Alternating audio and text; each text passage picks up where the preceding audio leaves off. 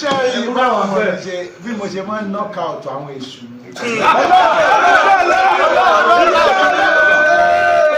ẹgbọn jẹ láwọn ọba míì wọn ń pariwo wọn ṣe Atosa. Knockout.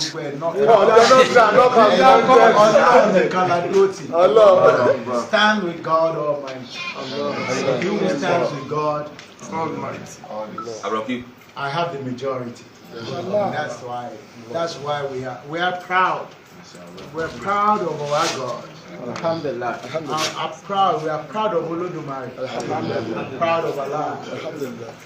We see anybody. Wọ́n lè má sọ. Wọ́n lè má sọ̀rọ̀. Àwọn olè tó wá dúpẹ́ pé àwọn ọmọ ẹ̀ náà wọ́n tún jáde láti inú tàwọn.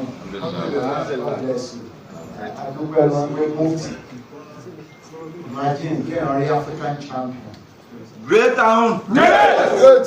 Always ready. No going back. Great Jesus. Always ready. No going back. Always no going back. Great Jesus. Great Togo. Togo. Great Tagba. Tagba. Great Shiwa. Shiwa. Great Abibike.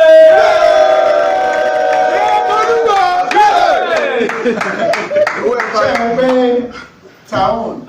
I so much love town. Nígbà mo kí n tó jọba àwọn tí wọ́n ti fẹ́ nígbà mo dé town is not about money. We are disciplined, very well disciplined.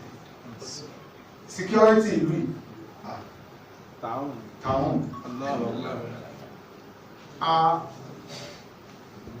Àwọn ọlọ́pàá ń ṣe tí wọ́n ṣe dáadáa, àánú ò ṣe dáadáa. But when it comes to town, there is no corrupt town.